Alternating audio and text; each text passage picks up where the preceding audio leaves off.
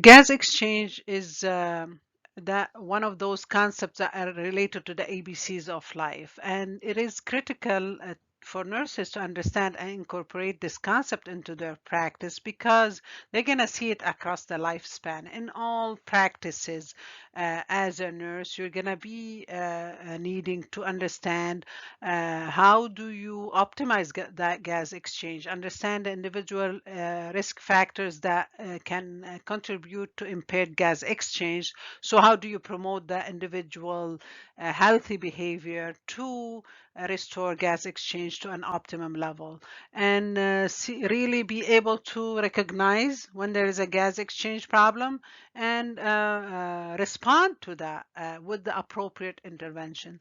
So first and foremost, let's start with one thing. First, this lecture is gonna go around definition of the concept, what are risk factors of that concept, when is the person compromised, and what are appropriate nursing interventions to optimize that gas exchange, like I stated um, in the beginning. So the definition of gas exchange is said to be the process by which oxygen is transported to cells and carbon dioxide is transported from cells. This is a normal physiological process. That is, the heart is involved in this, the lungs are involved in this, and it's orchestrated by the neurological system.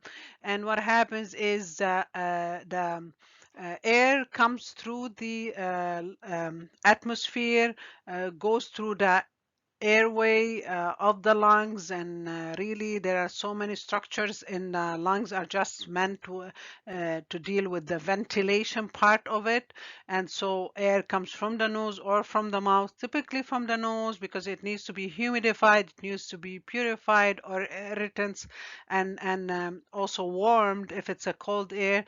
And then it goes through the passages, through the airway passages, through the larynx, through the trachea, through the bronchus, and bifurcates into those small bronchioles and end up in the alveolar sac. And then remember from perfusion, the lungs capillaries line those alveolar sacs, and so the capillaries come with the CO2. It is related to the cardiac cycle. When the heart pumps blood from the right ventricle, it pumps blood that is not very rich in oxygen. It goes through the pulmonary arteries to the lungs, end up in that space between the alveoli and the capillaries, so that the oxygen is extracted from the alveoli. So then here we're having that perfusion. First we had the oxygenation part coming from the air, and then we have that perfusion where the oxygen comes in and CO2 is given to the alveolar sac. So there's that diffusion, exchange, but through diffusion. And then so the air that comes back from that cycle is oxygenated. It goes back through the pulmonary veins into the left atrium, kicks into the left ventricle, back into the rest of the body, well oxygenated, and then the cycle repeats itself. That's how gas exchange happens. We're going to deal with these key terms. Again, we talked about them in perfusion. We'll talk about them again, but now let's talk about them. What if the gas exchange is not happening? So really the concept of gas exchange is also sits on a continuum from no exchange with the cessation of the breathing to the optimum gas exchange. And in between, we'll have that impaired gas exchange. Um, and it can be due to the alteration, or the cessation can be due to any variation from who's the individual, what life, what developmental stage they are, what causative agent, the impact of that, the duration of it. And so we'll see the spectrum in there. Really, the impairment will lead to hypoxia and hypoxemia versus the cessation will lead to anoxia. And breathing is involuntary. It is regulated automatically by the nervous system. And the goal is with those receptors, the chemoreceptors that monitor blood levels of oxygen, carbon dioxide, pH, and thus adjust ventilation accordingly, or the lung receptors that monitor breathing pattern, or the stress receptors that monitor the pressure and receptors that are stimulated by noxious gases or cigarette smoking or inhaled dust. All those factors orchestrate the maintenance of the homeostasis within the gas exchange department. And here we're talking about arterial blood gases. Then they are within normal limits. And we'll get to a point where we know those arterial blood gases by heart. We need to know what's the normal pH level, so acidity versus alkalinity. Where does the heart sit? What's the normal partial air partial pressure of the O2, PaO2, the partial pressure of the CO2, PaSO2, what is the normal level, what's abnormal, and these are measured within the plasma. So know that the carbon dioxide is a byproduct of also cellular metabolism, and so we need to understand that there are factors that affect it. We also recall the oxygen saturation, and that we could measure with the pulse oximetry, but when we measure oxygen attachment to hemoglobin in the blood gases, we get the exact arterial hemoglobin saturation. So then oxygen is also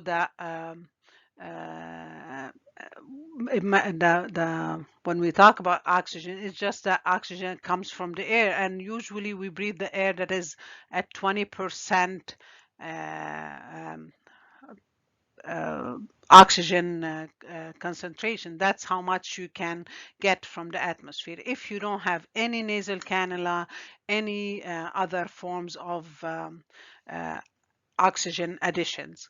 And uh, really, when we do gas exchange, it's not a tit for tat. It is really a diffusion. Sometimes PaSO2 is diffused at multiple times as the oxygen when the gas exchange happens. But it really goes from areas of high concentrations to areas of low concentration.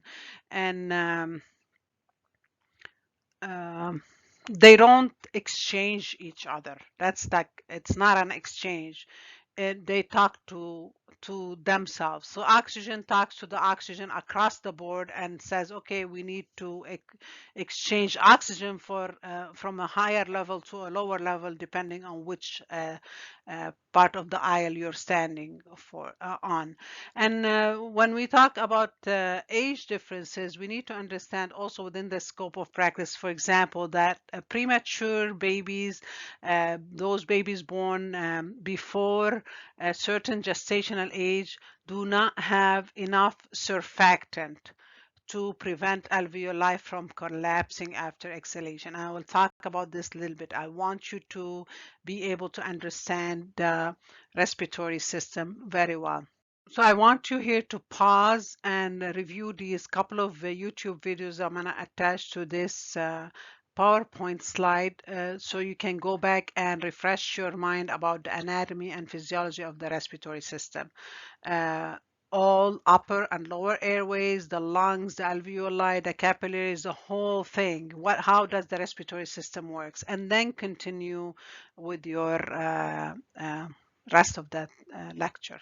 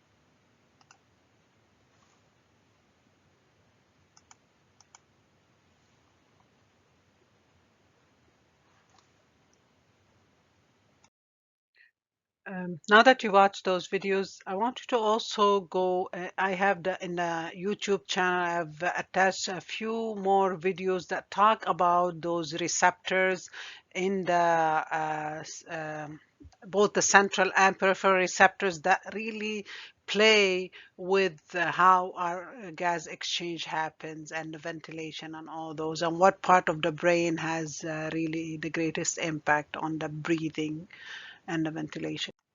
You also have a great resource as a snapshot about it in figure 19.2 in your Giddens in this book about the process of gas exchange. In brief, ventilation is the process of inhaling oxygen into the lungs and exhaling carbon dioxide from the lungs. So it's really the movement of air. And when there is inadequate muscle or nerve function, we're going to have that ineffective ventilation because the pump is failing, that lung is failing.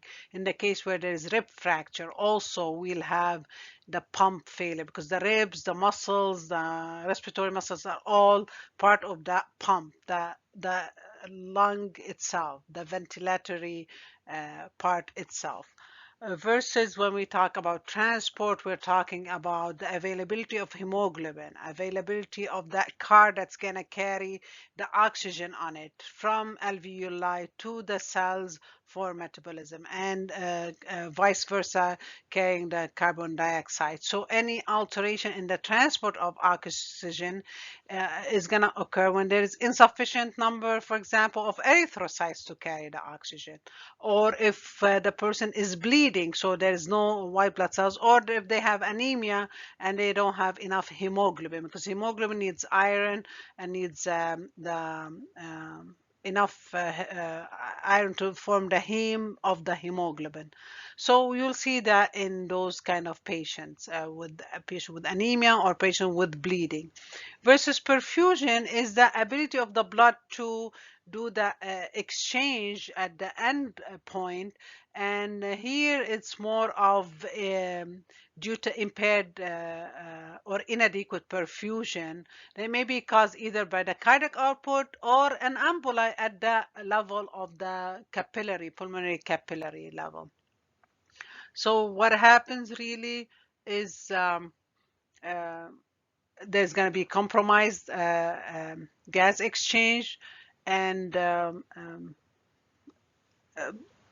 as a consequence of that poor gas exchange, there's going to be secondary or resulting physiologic problems depending on how impaired that gas exchange is. This we are going to be covering in class. We're going to talk about how they're different, how they're similar, and how they're dependent on each other. We're also going to cover these consequences more in class. What happens when the impairment is there? What happens? So what do we see on the level? We'll talk about it in class. Let's talk about risk factors.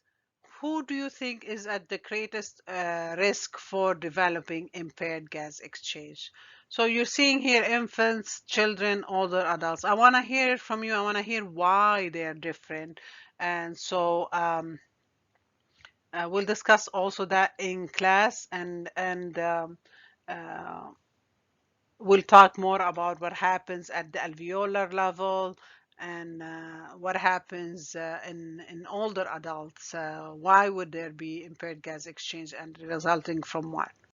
So let's talk about risk factors. Again, like we discussed before, there are non-modifiable risk factors such as age, such as the environment we live in, if the air is polluted, the allergies we have to, versus the modifiable risk factor. And the single most preventable and modifiable risk factor is in relation to respiratory problems, directly correlated with problems with respiratory functions, is tobacco use. And for that, it's the most significant risk factor for impaired gas exchange in the studies at the level of the United States. So you see in box 19.1 and 19.2, they have those data about the statistics around that.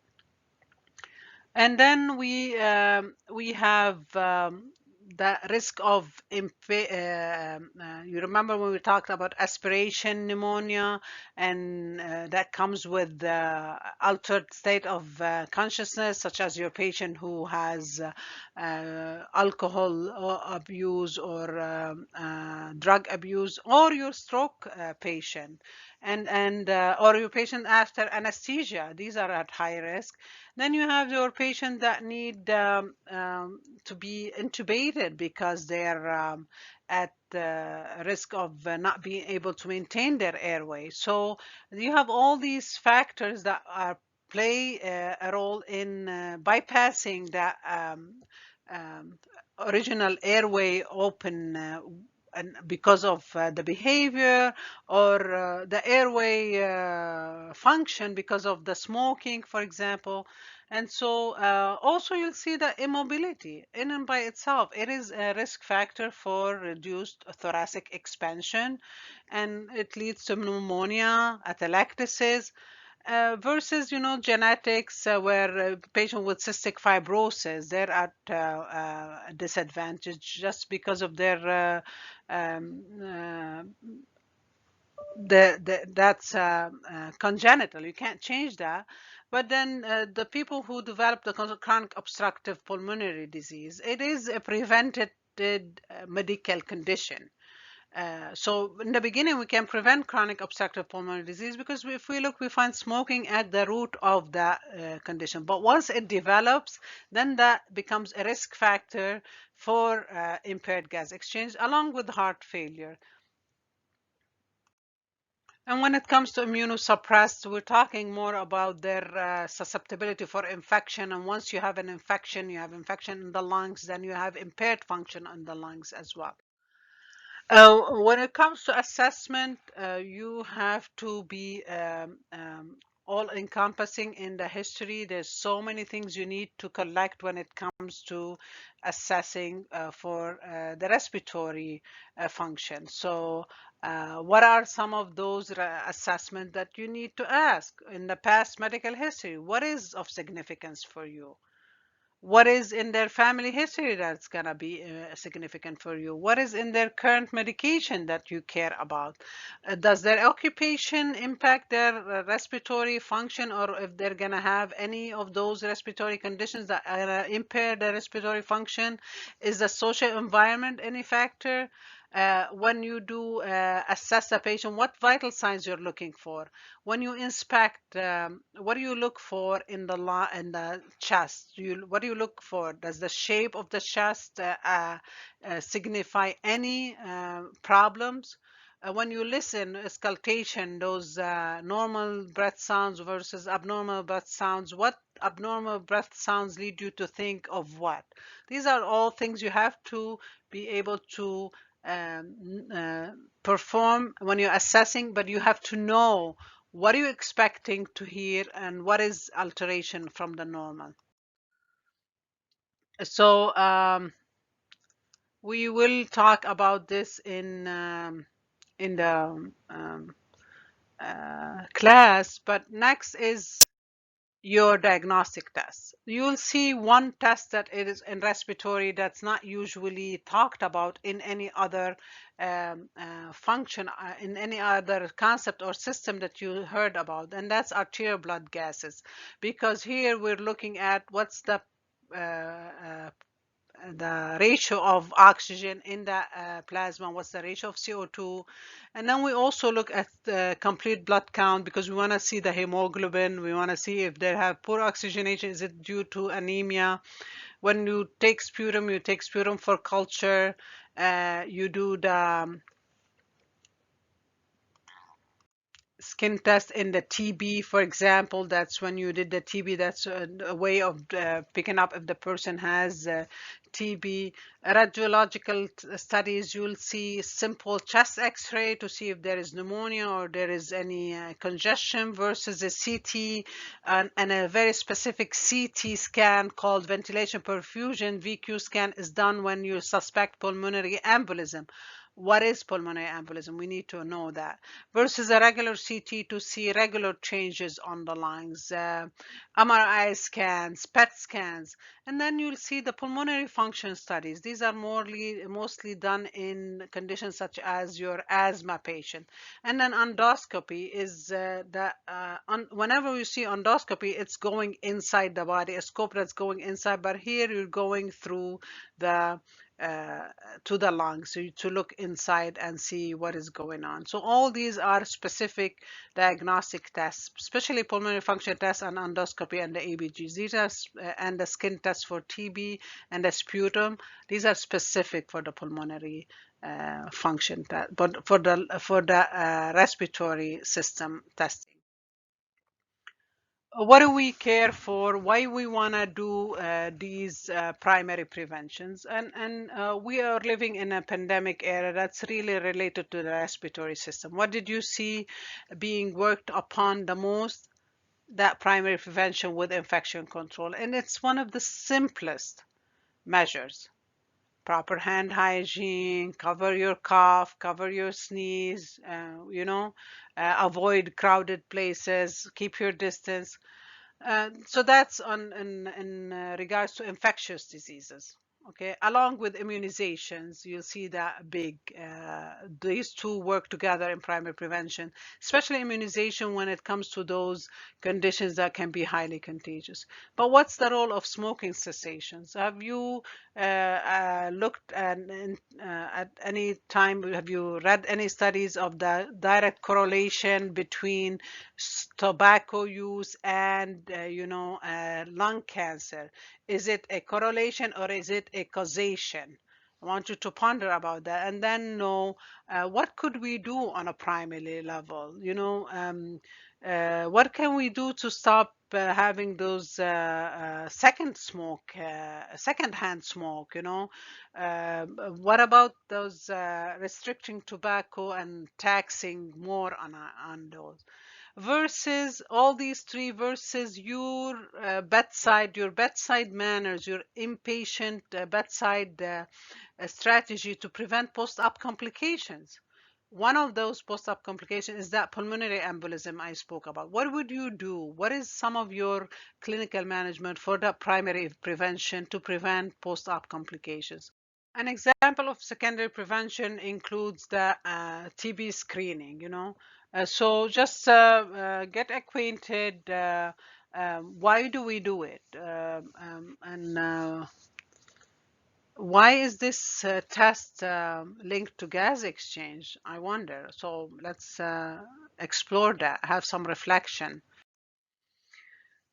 When we intervene on the level of gas exchange, most of our work is going to be collaborative. There is a team of colleagues that we work with hand in hand when it comes to respiratory department, and those are the respiratory therapists.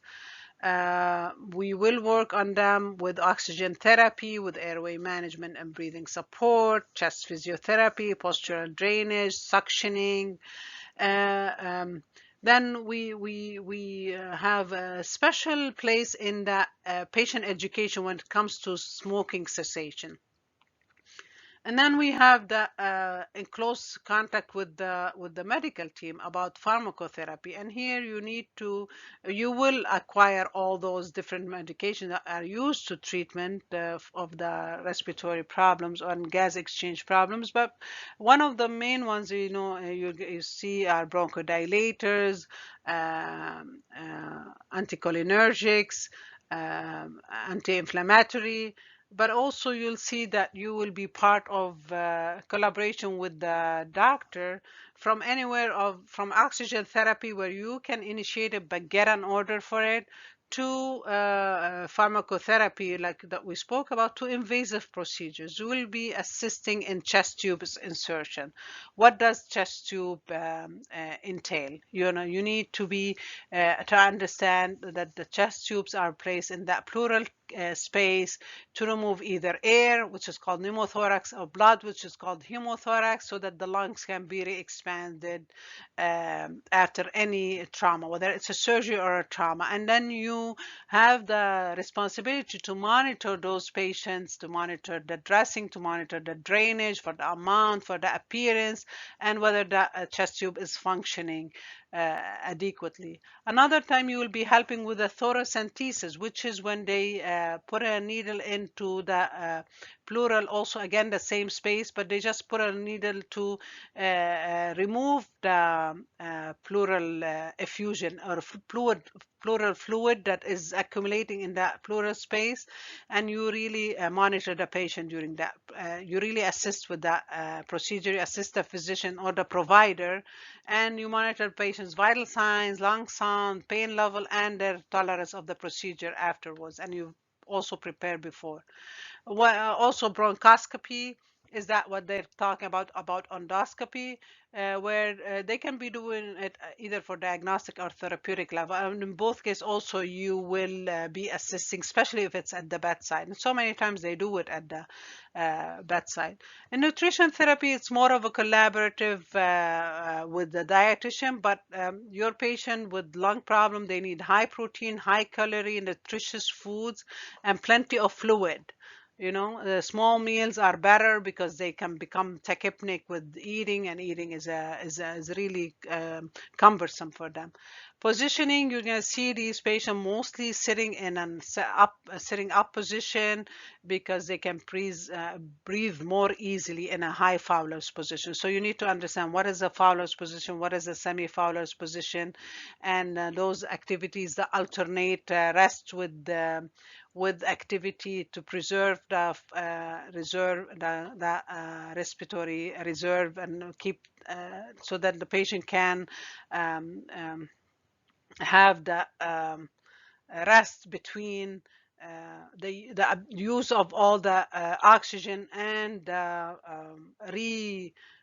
collecting their breaths and rebuilding their energy to move on into another activity.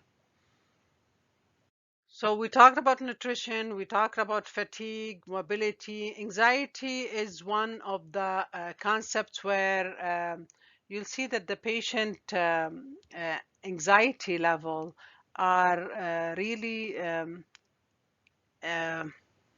linked to gas exchange, because when they're anxious, they can't get enough oxygen, and when they can't get enough oxygen, they'll be anxious. We talked about perfusion. One new concept, acid-base balance. You don't get introduced to it in this course, but it is a directly tied to gas exchange in many ways. For example, in diseases where you retain carbon dioxide, such as in COPD, you're going to have high CO2. That is going to lead to low pH, and that's called respiratory acidosis. Versus when you're anxious and you're panicking, so you'll wash off CO2, you'll have less carbonic acid, and that's you go into respiratory alkalosis. So this is just a brief run of how these concepts are interrelated. You will be introduced for acid base balance concept next semester, but you need to have at least an idea about how they are interrelated. So the featured exemplars in impaired gas exchange, there are many, and they're mostly associated because of their direct impact on gas exchange. There are some in pediatrics, some in across the lifespan. So for example, asthma can happen at any age. This is a chronic disorder where you have airway obstruction, and sometimes when there's asthma attacks, you have the hyperactive airway, and the muscles surrounding the airways will be contracted, and there's be inflammation. You have wheezing, coughing, dyspnea, chest tightness. So name it all, this is what you're going to see in asthma. Chronic obstructive pulmonary disease is also related to airflow obstruction, but it's more of a chronic airflow limitation, and usually it's not reversible, and it usually comes from some habits of smoking or getting exposed to long-term irritants versus asthma, which is more of an allergic reaction. Two subtypes of chronic obstructive pulmonary disease. You have the chronic bronchitis and the emphysema. Lung cancer, that's neoplastic cells in the lung tissues, mostly tied to smoking, whether cigarette, pipe, or cigar, or random, secondhand smoking, and also some occupational environmental toxins. Asbestos has been part of lung cancer, also radiation, air pollution. Pneumonia, we are covering it in more details. Two infectious, we're going to talk about pneumonia and urinary tract infection. But pneumonia is the inflammation of the terminal bronchioles and alveoli, where most of the many microorganisms can be the cause of pneumonia, whether viral or bacterial. You'll see it. All around and you'll see all the symptoms with pneumonia. We'll talk about it more in next chapter and when we talk imparted. But again, also I want to bring back anemia with the impaired gas exchange, because really the red blood cells are key in the oxygenation, and when we have anemia we have less than optimal oxygenation. So then anemia, you need to go and learn about anemias. You learn in fourth semester about different types of anemia: pernicious anemia due to vitamin B12, iron deficiency anemia, folic acid deficiency anemia, and how these at the end of the day it's going to be the same. You're going to have anemia, and so you'll have less available carriers for the oxygen. Your problem is not in the oxygen, your problem is carrier problem. Pulmonary embolism is when one of the pulmonary arteries is blocked by a thrombus and an embolus. And what happens once the pulmonary artery is blocked, that gas exchange is blocked, because you need the ventilation and perfusion to have the oxygenation happen optimally. And what is going to happen is you're going to have hypoxemia, because the patient doesn't have that part of the formula, because the pulmonary arteries, one of them is blocked. And the main culprit with pulmonary embolism is deep vein thrombosis. So you'll see them, the highest rate of deep vein thrombosis happens with those patients with prolonged bed rest. So that's why you need to act on mobility so you can prevent complications. And that's it.